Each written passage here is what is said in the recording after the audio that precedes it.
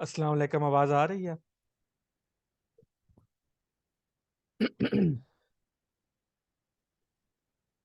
आज हम mock test number 1 after half book का हम लेक्चर नंबर आई थिंक 3 या 4 है, वो हम डिस्कस करेंगे। सबसे पहला एमसीक्यू आज का। A person travels along a straight road for half the distance with velocity v1। तो पहले वो वेलोसिटी उसकी v1 होती है और फिर उसकी वेलोसिटी v2 हो जाती है। एंड और v1 वेलोसिटी जब वो ट्रेवल करता है तब भी क्या ट्रेवल करता है, हाफ डिस्टेंस ट्रेवल करता है। और जब वेलोसिटी v2 हो जाती है तो तब भी क्या होती है, हाफ वेलोसिटी हाफ डिस्टेंस ही होता है। तो इट मींस दोनों जो इंटरवल्स हैं तो उनमें जो डिस्टेंस कवर है वो सेम है।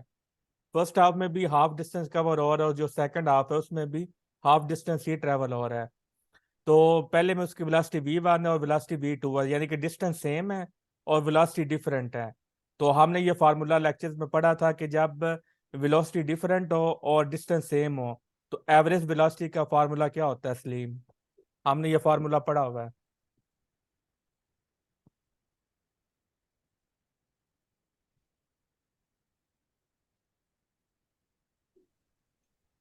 V1 V2 प्लस अपन V1 प्लस V2 अपन 2।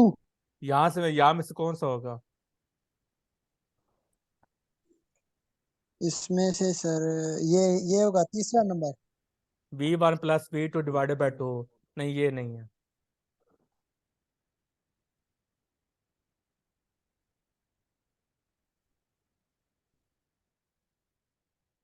उमर ने बोला डी। इसका आंसर डी है। तो ये जो सी वाला सलीम ने बताया, ये फार्मूला किसके लिए एप्लीकेबल है? ये भी तो एवरेज स्पीड की वेलोसिटी एवरेज वेलोसिटी के फार्मूला है ना। तो ये तो हमें पता चल गया कि जब हमारा डिस्टेंस सेम हो और वेलोसिटी डिफरेंट हो तब हमने ये फार्मूला यूज करना है। लेकिन ये फार्मूला हम कब यूज करेंगे? v1 plus v2 divided by 2।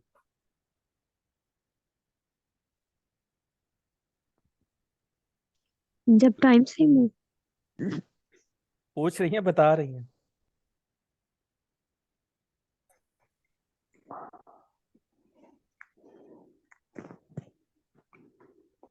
जी मिशाल, आप बता दें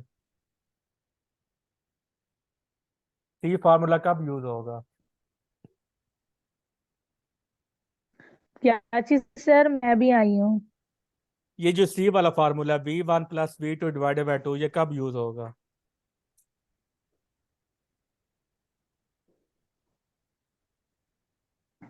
उमर ने बोला है जब टाइम सेम हो। सर राबिया, पता नहीं। राबिया आप क्या बता रही थी? जब टाइम सेम हो। तो ये फार्मूला कब हम यूज करेंगे? जब हमारा टाइम सेम हो। तो ये सारे ना ये फार्मूला लिख लें या स्क्रीनशॉट ले लें, क्योंकि ये मैकेनिक्स में हमें सबसे मेन चीज़ यही होती है कि हमें पता ही नहीं होता कि हमने फार्मूला लगाना कौन सा है। क्योंकि जो फार्मूला नंबर सी है, ऑप्शन नंबर सी, ये भी एवरेज वेलोसिटी का फार्मूला, और जो डी ऑप्शन है वो भी एवरेज वेलोसिटी ही का फार्मूला है। तो अब पेपर में आपसे एवरेज वेलोसिटी पूछी है तो आपको कैसे पता चलेगा कि हमने कौन सा फार्मूला लगाना है? तो इसलिए मैंने पहले भी आपको बोला था कि आप एक पेज पे ये फार्मूलाज लिख लें ताकि आपको कभी कंफ्यूजन ही ना रहे व्हेन टाइम इज सेम। तो जब आपके पास एक पेज पे फार्मूला लिखे होंगे और साथ में रीजन भी लिखी होगी कि ये फार्मूला हमने इस वक्त यूज करना है, ये इस वक्त यूज करना है, तो फिर आपके लिए मसला नहीं होगा। और ये फार्मूला हम कब यूज करना है? जब हमारा डिस्टेंस सेम हो। कोई और फार्मूला किसी को एवरेज वेलोसिटी का हमने और भी पढ़ा था, याद है?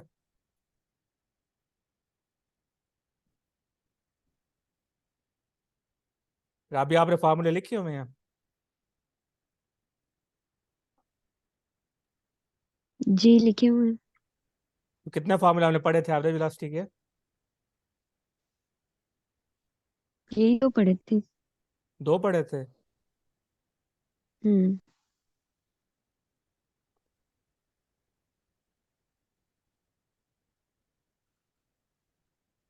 तो ये आप इसका स्क्रीनशॉट ले लें या इसको पेज पे लिख लें। जब हमारे पास डिस्टेंस सेम हो, अब देखिए यहाँ पर इंटरवल हमारा सेम था ना, पहले इंटरवल में भी हमारा हाफ डिस्टेंस ट्रेवल हुआ और जो दूसरा इंटरवल उसमें भी हाफ डिस्टेंस ही ट्रैवल हुआ है। तो जब हमारा डिस्टेंस सेम होगा तब हमने एवरेज वेलोसिटी का ये फार्मूला यूज करना है। और जब हमारे पास टाइम सेम हो, पहले इंटरवल में भी टाइम सेम हो, दूसरे इंटरवल में भी टाइम सेम हो, तब फिर हमने ये फार्मूला लगाना है। क्लियर है ये एमसीक्यू? उमर कह रहा है 4 एमसीक्यू, 4 फार्मूलाज हैं। उमर आपको याद है तो बता दें। अब 5 उमर बता रहा है। तो फार्मूलाज अगर आपको याद है तो यहाँ पर टाइप कर दें, ताकि फिर सबको वो ना वहां से उसको स्क्रीनशॉट ले ले, या मैं यहाँ पे पेस्ट कर दूं। तो आप अगर आती है तो टाइप कर दे, फिर हम नेक्स्ट चलते हैं। नेक्स्ट एमसीक्यू हमारा, आपने जो करवाए थे ना उस दिन, यही दो करवाए थे। बाकी चले ये जो फिर। बता रहे हैं ना उमर भाई साहब, हम्म ये और बता रहे हैं कि v average is equal to d by t आता है, इस तरह के फार्मूले बता रहे हैं। चले फिर यहाँ पर मैं भी नेक्स्ट कोई और फार्मूले आ जाए। तो 43 एमसीक्यू नंबर है, the displacement time graph for two particles A and B. अब ये वाला जो एमसीक्यू है ना, ये आपके पेपर में आ चुका है, पब्लिक सर्विस कमीशन में। ये 2020 में 20 में भी आया था ये वाला MCQ, Punjab public service commission में।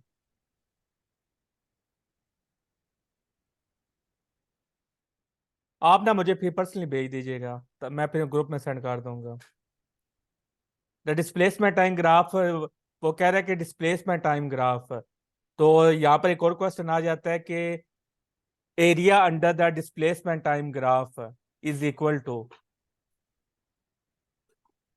Area under the displacement time graph.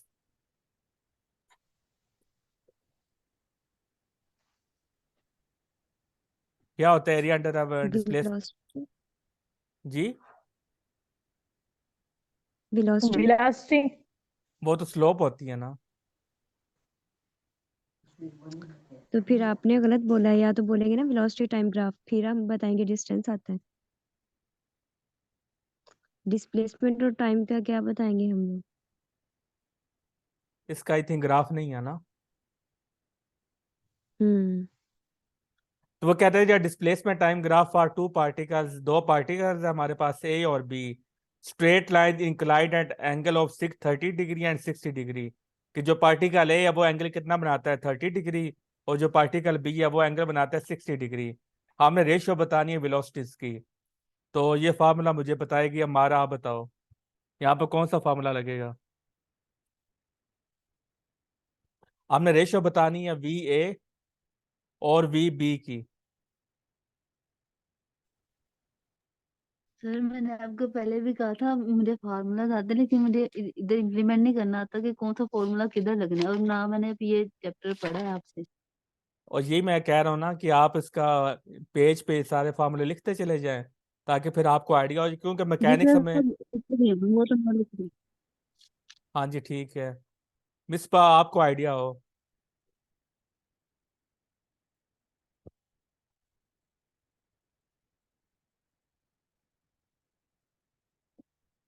मिशाल आपको?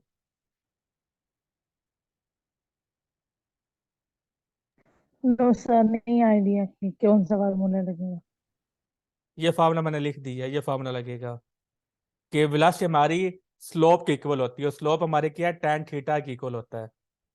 जो स्लोप होती है ना, वो हमारी tan थीटा की इक्वल होती है, इसको याद रखना है। तो वो कहते हैं जो पार्टिकल है या वो कितना एंगल बनाता है, 30 डिग्री। तो tan 30 हमारा क्या होता है, ये वैल्यूज आपको जुबानी अंडर याद रूट होनी 3। चाहिए। कितने होता है? Under root 3। और tan 60 डिग्री ये कितना होता है? 1 1 बाय अंडर रूट 3।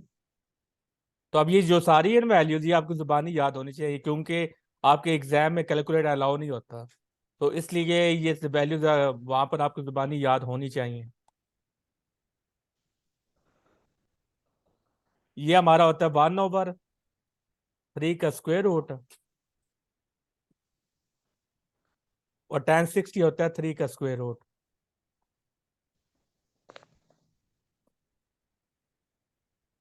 तो ऊपर भी स्क्वायर रूट है और स्क्वायर रूट नीचे भी है। तो ये जब नीचे आएगा तो क्या होगा, 1/3 का स्क्वायर रूट का क्या 3 बन जाएगा, स्क्वायर बन जाएगा। 1/3 1/3 का स्क्वायर रूट, तो ये स्क्वायर और स्क्वायर रूट कट गया और आंसर हमारा फिर क्या आ जाएगा, 1/3, यानी कि वन over 3 रेशियो 1:3 आ गया। तो यानी कि हमारा यहाँ पर आंसर क्या होगा, डी होगा।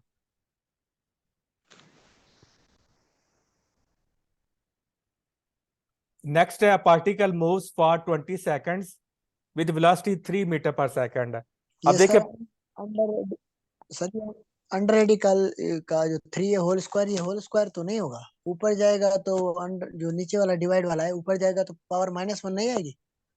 नहीं नहीं, ऊपर वाला है ना, ऊपर 1/3 का स्क्वायर रूट है, ऐसे नीचे भी तो आपने उधर लिखा है ना नीचे सिर्फ 3 साइड का में, स्क्वायर रूट है। अंडर रेडिकल फिर। अच्छा सही है फिर से।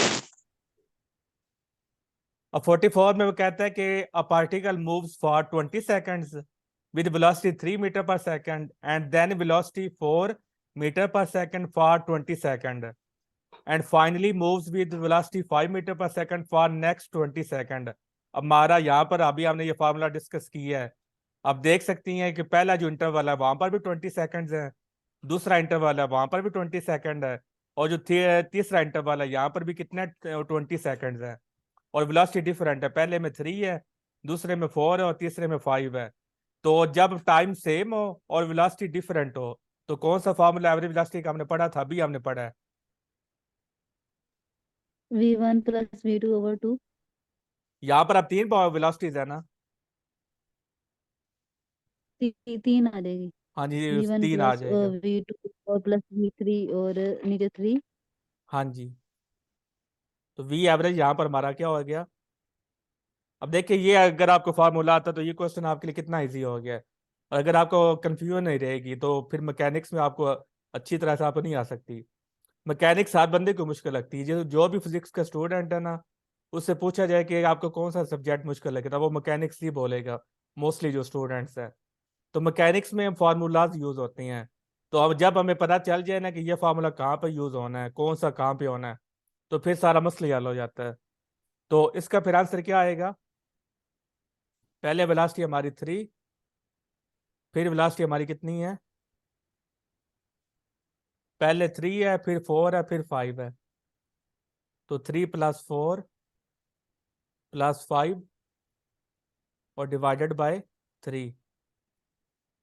तो 5 4 9 9 3 12, 12 डिवाइडेड बाय 3, तो आंसर क्या आ गया, 4 मीटर पर सेकंड। 45 है, the correct statement for the following is, हमने करेक्ट स्टेटमेंट बतानी है। पहला है, अ body having zero velocity will not necessarily have zero acceleration, कि जब बॉडी की जीरो वेलोसिटी होती है तब जरूरी नहीं है कि उसका एक्सेलरेशन भी जीरो हो। Option number B, a body having zero velocity will necessarily have zero acceleration. तो ऑप्शन बी में कहते हैं कि अगर बॉडी की वेलोसिटी जीरो है तो उसका एक्सेलरेशन जीरो होना मस्ट है, और पहला ऑप्शन कहता है कि जीरो होना मस्ट नहीं है। और सी हमारा, अ body having uniform speed can have only uniform acceleration, कि जब यूनिफॉर्म स्पीड हो तो बॉडी का उस वक्त क्या एक्सेलरेशन होगा, यूनिफॉर्म एक्सेलरेशन होगा। और डी हमारे पास, a body having non uniform velocity will have zero acceleration, जब बॉडी की नॉन यूनिफॉर्म वेलोसिटी होगी फिर उसका एक्सेलरेशन जीरो होता है। तो इसका आंसर कौन बताएगा, उमर ने पहले ही बता दिया। उमर, इसके आप रीजन भी बताओ। नुमान, आप रीजन इसकी बताएं क्या होगी।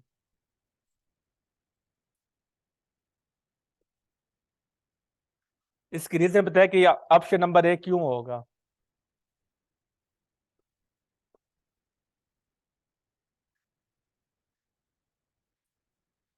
ये है सैडोजाई, आप बता दें। सैडोजाई,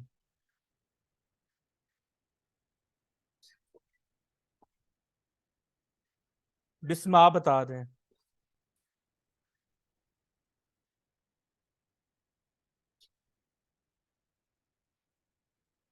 सर जब सर्कल में मूव कर रहा होता है तो उसके पास एक्सेलरेशन होती है ना, सेंट्रीपिटल एक्सेलरेशन। जी, लेकिन वो कहते हैं जीरो वेलोसिटी, तो तब सेंटर में तो जीरो वेलोसिटी नहीं ना होती। जी हमारा एनी आइडिया कि इसकी रीजन क्या है? सर इसके बाद थोड़ा बहुत है कि जैसे कार है ना, एक बॉडी है कार है, वो जब सडनली ब्रेक अप्लाई करती है तो उसका तब एक्सेलरेशन जीरो होता है, लेकिन इस तरह का वेलोसिटी जीरो नहीं, वेलोसिटी जीरो होती है, एक्सेलरेशन तब जीरो नहीं होती। हाँ जी, जीरो नहीं होता। क्यों नहीं जीरो होता? सर वो पहले मूव कर रही होती है स्पीड से, लेकिन वो जब सडनली ब्रेक अप्लाई कर देते हैं। देखिए, एक्सेलेरेशन का मतलब क्या होता है? Change in velocity. तो अब देखिए, जब आप मूव कर रहे थे तब उसकी कोई ना कोई वेलोसिटी होगी। तो जब आप ब्रेक सडनली अप्लाई करती हैं तब उसकी किसी ना किसी वैल्यू से उसकी वेलोसिटी जीरो हुई है ना। तो वेलोसिटी में चेंज आया ना, मतलब पहले उसकी वेलोसिटी थी 10 मीटर पर सेकंड, आपने ब्रेक अप्लाई कर दी तो फिर उसकी वेलोसिटी क्या होगी? 0 मीटर पर सेकंड। तो 10 से वो जीरो पर आई है ना, तो मतलब चेंज आ गया। तो उसको जब चेंज आएगा वेलोसिटी में, तो उसमें उस वक्त कौन सा एक्सेलेरेशन वो एक्सेलेरेशन प्रोड्यूस होगा? तो यहाँ पर कौन सा एक्सेलेरेशन प्रोड्यूस होगा, नेगेटिव या पॉजिटिव? नेगेटिव। और नेगेटिव एक्सेलेरेशन का दूसरा नाम क्या होता है? दो नाम है, तीन नाम है बल्कि। एक नेगेटिव एक्सेलेरेशन है, दो नाम और हैं। डिसेलरेशन जी, और एक, डिसेलरेशन रिटार्डेशन। हाँ जी, रिटार्डेशन और डिसेलरेशन या डेक्लेरेशन भी उसे पढ़ते हैं। तो ये हमारा करेक्ट आंसर है। सेकंड है, क्या body having zero velocity will necessarily have zero acceleration? क्योंकि ये ऑप्शन ए और ऑप्शन बी एक दूसरे के उल्टे हैं। जब हमने बोल दिया कि हमारा ऑप्शन ए करेक्ट है, तो ऑप्शन बी हमारा फिर पॉसिबल नहीं हो सकता। मिसबा, आप बताओ कि ऑप्शन नंबर सी क्यों नहीं हो सकता, इसकी रीजन बताएं। A body having uniform speed can have only uniform acceleration.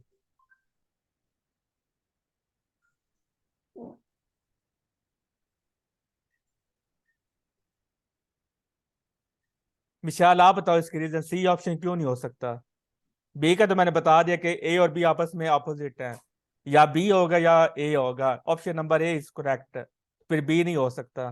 तो सी वाला क्यों नहीं हो सकता?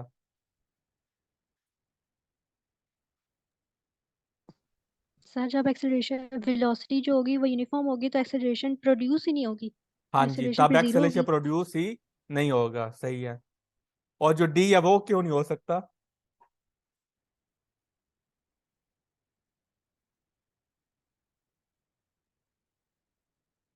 ऑप्शन नंबर डी क्यों नहीं हो सर सकता? Non sir non uniform velocity है ना, तो फिर जीरो एक्सेलरेशन तो उसमें नहीं प्रोड्यूस हो सकती। क्योंकि जब भी वेलोसिटी जारी चेंज बात है, होगी, वेलोसिटी में चेंज आया है तो हाँ जी, एक्सेलरेशन में भी चेंज आता है।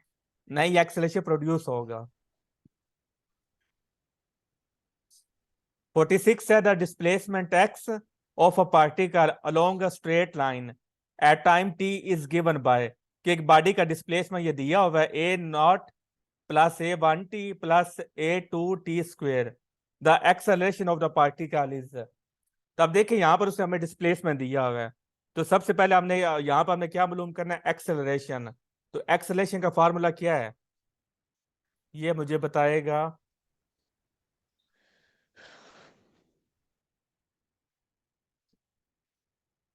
सलीम, आप बता दो एक्सेलरेशन का फार्मूला क्या होता है in terms of VF is displacement? क्योंकि हमें डिस्प्लेसमेंट गिवन है, तो डिस्प्लेसमेंट से हमें एक्सेलरेशन मालूम करना है। तो what is the formula of acceleration in terms of displacement? D square x by d t square. हाँ जी, तो ये आपने डेरिवेटिव पढ़े हैं, D square x divided by d t square. तो ये एक्सेलरेशन का formula in terms of displacement. तो यानी कि इसका आपने डबल डेरिवेटिव ले लेना विद रिस्पेक्ट टू एक्स, तो आपके पास क्या आ जाएगा? एक्सेलरेशन आ जाएगा। तो डबल डेरिवेटिव आई होप्स सबको आते हैं कि नहीं आते? किसको डेरिवेटिव नहीं आता?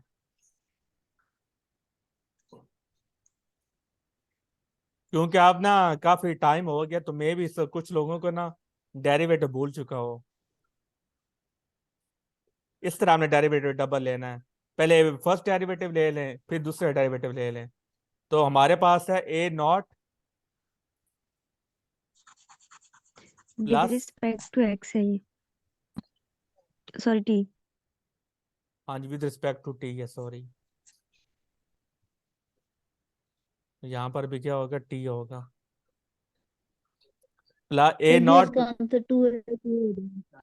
सर इसका आंसर सी है। ए आपने निकाल लिया। जी सर। चलें मैं भी फिर यहीं पे एंड कर देता हूँ, ए टू और टी स्क्वेयर। तो जब पहले डेरिवेटिव लेंगे, डेरिवेटिव सबको आता है कि नहीं आता, नहीं आता फिर मैं ये करवा दूं पूरा। फर्स्ट में A1 और आपके पास 2A।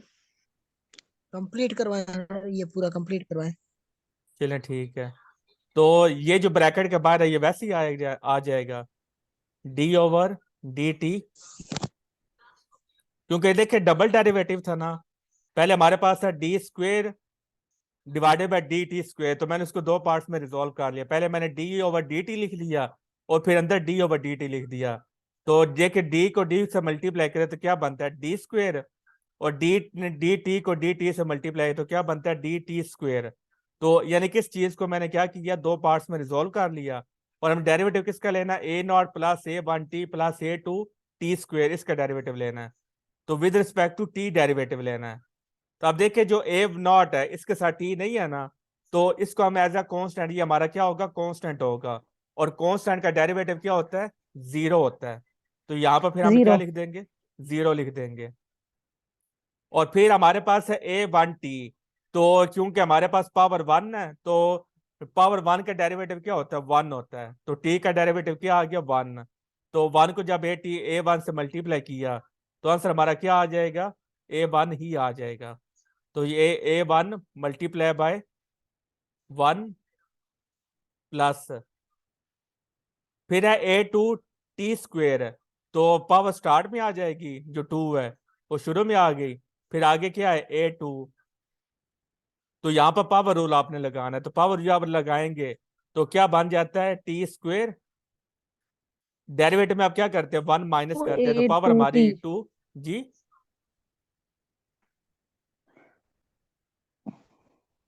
क्या कह रहे हैं, यही सर कह रही हूँ कि टी की पावर 1 आ जाएगी पावर रूल से जब करेंगे। हाँ जी, जब पावर रूल से करें फिर टू माइनस वन है ना, तो उसका फिर आंसर क्या आ गया, वन आ गया। तो अब हमारे पास क्या एक्सप्रेशन बच जाता है, जीरो तो खत्म हो गया, ए वन को वन से मल्टीप्लाई किया तो आंसर क्या आ गया, a one plus two a two, और टी की पावर है टू माइनस वन, तो टी की पावर क्या हो गई, वन हो जाएगी। वन को हम लिखते नहीं है, जस्ट टी लिख देते हैं। अब आपने फिर with respect to t derivative लेना है, क्योंकि पहले हमने जो ब्रैकेट के अंदर था इसके डेरिवेटिव लिया, तो ये चीज हमारे पास आ गई। अब हमने जो इसका डेरिवेटिव लेना है, तो अब हमारे पास क्या आता है, अब देखिए ये अकेला है, इसके साथ टी नहीं है, तो ये अगेन जीरो हो जाएगा। और फिर हमारे पास two zero plus two a two, और टी क्योंकि पावर वन है तो उसका डेरिवेटिव क्या आ जाएगा, वन आ जाएगा। तो जब हम मल्टीप्लाई करेंगे टू ए टू को वन से, तो आंसर हमारा क्या आ जाएगा, टू ए टू। क्लियर है, कोई जी ऐसा सर। 47 नंबर। ये कब इस्तेमाल करेंगे सर फार्मूला? अब देखिए यहाँ पर उसने हमें एक्सेलेरेशन दिया हुआ है, सिर्फ हमें उसने डिस्प्लेसमेंट दिया हुआ है। उसने बोला कि एक पार्टिकल है, उसका ये डिस्प्लेसमेंट है x is equal to this one, तो उसने डिस्प्लेसमेंट दे के उसने बोला कि एक्सेलेरेशन निकालो। हम यूजुअली एक्सेलेरेशन कहाँ से निकालते हैं, वेलोसिटी से, d v divided by d t से। लेकिन जब हम उसने डायरेक्ट डिस्प्लेसमेंट दे दिया, बोला डायरेक्ट एक्सेलेरेशन मालूम करें, फिर आप ये फॉर्मूला यूज करेंगे, a is equal to d square x divided by d t square. ठीक है। 47 है, the coordinates of a moving particle at any time t are given by, तो ये हमें कोऑर्डिनेट्स दिए हुए हैं एक्स और y. The speed of the particle at any moment, तो हमने क्या बतानी है, speed of the particle at any moment. तो यहाँ पर हमारे पास दो कोऑर्डिनेट्स हैं, यानी कि हमारे पास दो डिस्प्लेसमेंट हैं। तो वेलोसिटी अलोंग एक्स एक्सिस हमारी कितनी होगी, डी एक्स, वेलोसिटी का फॉर्मूला क्या होता है, D x divided by d T. D तो ये डी ओवर जो डी टी है ये हमारे पास टू क्या डेरिवेटिव है। हाँ जी 280 हाँ जी, डी ओवर डी टी। स्लीम अब आप कराओगे, आपका डेरिवेटिव वीक है। तो एक्स की वैल्यू क्या है, ए टी स्क्वेयर।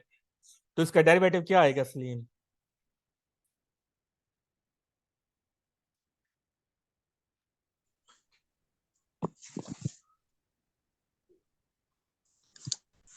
यही आएगा ना स्लीम। जी सर। तो अब वी वाई के भी वेलोसिटी मालूम कर लें। तो वी वाई की वेलोसिटी हमारे पास क्या होगी, बी टी स्क्वेयर है। तो इसका हमारे पास d y divided by d t होगा। जी सर। तो अब हमने इसका लेना है डेरिवेटिव। तो इसका डेरिवेटिव फिर क्या आ जाएगा, D D over d T D और बी टी स्क्वेयर। इसका डेरिवेटिव क्या आएगा, फिर आंसर क्या आएगा, 2 बी टी। B T. हाँ जी, तो ये हमारे पास वी वाई आ वो जाएगा। सर जो पावर है वो पावर पावर वन को माइनस कर फ्रंट पे देना। लेके आएंगे एज अ कोफिशिएंट। हाँ जी, पावर पहले शुरू में आ जाएगी। -1 कर देना है। ठीक। हाँ जी, फिर बाद में -1 कर देना। जी जी। तो वो पूछ रहा है कि हमें वेलोसिटी बोले, उसने ये जैसे नहीं कहा। जी अगर मैं जी बताएं। टी स्क्वायर कर देते हैं, जी अगर टी के पर पावर 3 आ जाती तो फिर किस तरह करते, माना फिर 3 को 3 आगे शुरू में लेके आ जाना आते था। और टी की पावर 2 स्क्वायर कर देते। हाँ जी, फिर 2 स्क्वायर जी हो जी। जाना था। ठीक जो है भी सर पावर बताइए। ऑन उसमें से 1 माइनस कर देना है। पहले पावर को स्टार्ट में 1 ले आए, माइनस करके वो। पहले पावर स्टार्ट जी में जी लानी जी। है और फिर पावर में से 1 माइनस कर देना है। जी जी। इसको हम बोलते हैं पावर रूल। ठीक है सर, लोगरिथम में जैसा होगा। जी सर जी। लॉगरिथम में तो होता है ना कि वो पावर स्टार्ट में आ जाती है, लेकिन वहां पर -1 ही ना होता, पावर स्टार्ट में -1 ही होती। लेकिन यहाँ जी पर जी पावर माइनस। -1 होगी। जी तो उसने हमें बोला है जी sir. The speed of the particle. उसने बोला कि हम स्पीड मालूम करें, उसने ये नहीं बोला कि स्पीड अलोंग एक्स एक्सिस मालूम करें या वाई एक्सिस मालूम करें। हमें तो उसने बोला कि वी मालूम करें। तो वी का फार्मूला हमारे पास क्या बनता है, v x square plus v y square. Magnitude का ये फार्मूला होता है ना, और होल का जी स्क्वायर सर। रूट। तो इसका फिर हमारे पास आंसर क्या आ जाएगा, 2t ए स्क्वेयर प्लस बी स्क्वेयर आ जाएगा। यानी कि ऑप्शन नंबर डी आ जाएगा। वैल्यूज पुट जब आप करेंगे 48 है। जी the initial velocity of the particle is 10 meter पर second and its retardation is 2 meter पर second square. The distance moved by the particle in 5th second of its motion. अब देखिए नाम वर्ड क्या यूज होगा, 5th सेकंड। तो यहाँ पे कौन सा फॉर्मूला लगेगा, कौन बताएगा, राबिया आप ही बता दो। 5th सेकंड का जब बात हो जाए तो फिर हम कौन सा फॉर्मूला लगाती हैं। वो SN वाला formula SN is equal to U plus A/2 2n-1 वाला लिखवाया था आपने। हाँ जी, ये फॉर्मूला लगेगा U माइनस A/2। U हमारी हाँ वेलोसिटी है जी इनिशियल, इंटू 2n। U हमारी इनिशियल वेलोसिटी हाँ है जी 2n-1। ये कब आपने लगाना, जब हमारे पास सेकंड सेकंड आ जाए, फर्स्ट सेकंड आ जाए, थर्ड सेकंड आ जाए, फोर्थ सेकंड आ जाए, फिर हम ये फॉर्मूला यूज करते हैं जो मैंने अभी लिखा है। ये फॉर्मूला क्लियर है सबको? जब आ जाए ना फर्स्ट, 6th, 7th, जी सर। टी एच मीन जब वर्ड आ जाए, फिर आपने ये फॉर्मूला फिक्स कर लगाना है। हुए जैसे 5th 3rd हाँ सेकंड इस तरह। हाँ जी। तो वेलोसिटी हमें कितनी दी हुई है, 10 दी हुई है। 10। तो 10 लिख दें। और एक्सेलरेशन हमें कितना दिया हुआ है, एक्सेलरेशन हमारे पास 2 है। तो 2 से कट गया। और हमें उसने क्या बताया हुआ है, 5th सेकंड। तो एन की वैल्यू 5। कितनी होगी, 5। तो 2 × 5 आ, यानी कि जब हाँ आप जी 5 पुट 10 करें, - 1 9। तो -1,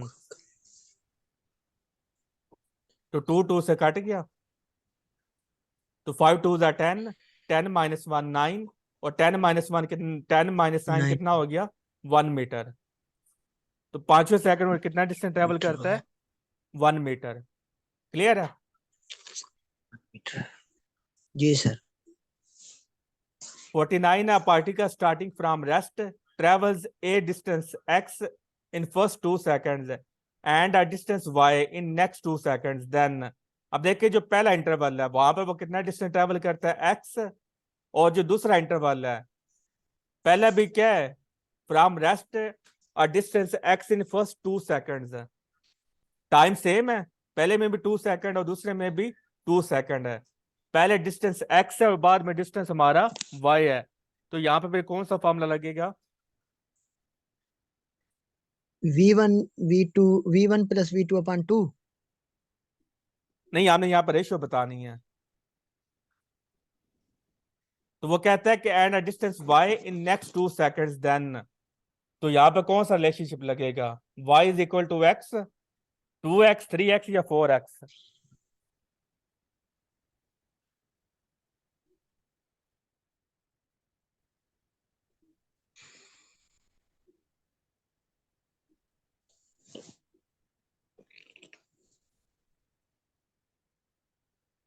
अब देखिए यहाँ पर कंसेक्टिव वो टाइम इंटरवल हमारा क्या है, a particle starting from rest, तो जब बॉडी रेस्ट में ट्रेवल करती है तो उसका यू वेलोसिटी 0 हो जाती है, ये फॉर्मूला लगेगा। यू वेलोसिटी 0 होगी, पीछे वो क्या भी बचा, अच्छे वाला हाफ। फॉर्मूला था। जी, और इसका लास्ट में आपने ये बताया था कि SN is equal to N और S1 आएगा, एस एन इज और मेरे इक्वल ख्याल टू, में N का स्क्वायर भी बोला था आपने, अच्छा बता रहे, S N is equal to N का स्क्वायर आई थिंक, और साथ में S1 है। N square. हम्म। और आपने बताया था कि ये ओड नंबर्स में आते हैं, 1 3 5 हाँ जी ऐसे ही ऐसे ही है। 9 पहले में ऐसे। इंटरवल, पहले में 1 होगा, दूसरे में 3। दूसरे में 3 होगा, तीसरे इंटरवल में इस तरह से 5 ओड और नंबर्स बोले थे। 7। ये फॉर्मूला ये नहीं लेना, फॉर्मूला कोई और लगना है।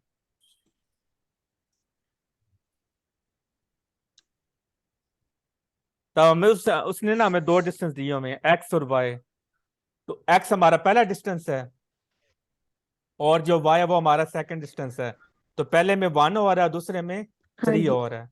तो एक्स ओवर वाई हमारा तो फिर एक्स क्या हो बाय हम जाएगा, करेंगे ना, बाय 1 एक्स बाय ओवर, 3 आता है, जब मल्टीप्लाई करेंगे तो y is equal to 3x आता है। हाँ जी 1/3। यही फार्मूला लगता है इसका।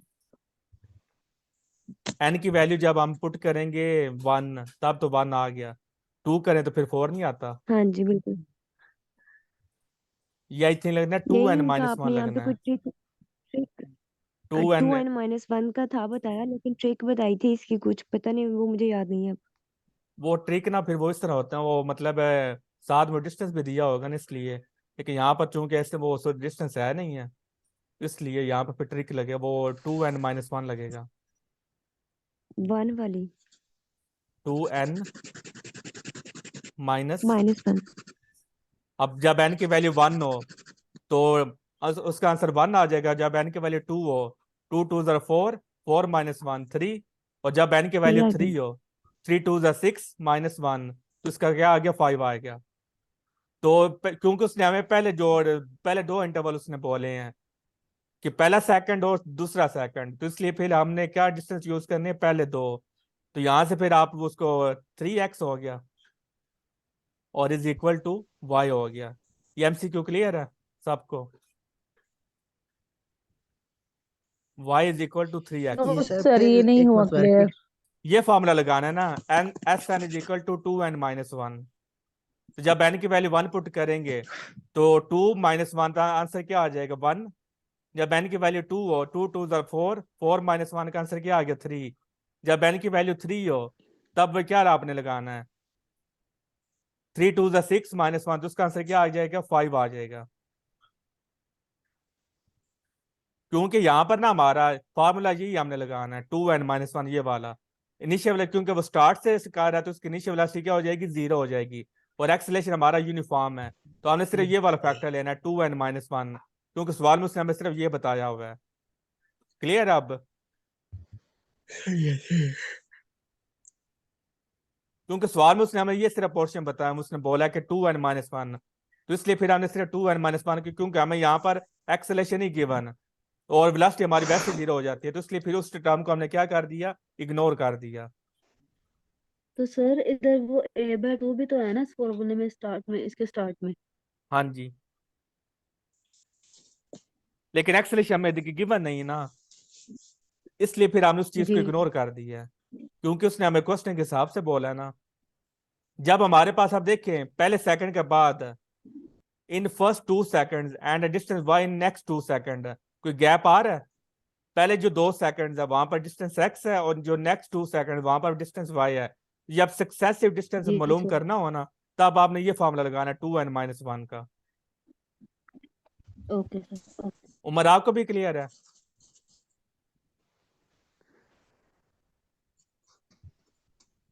उमर जल्दी बताएं।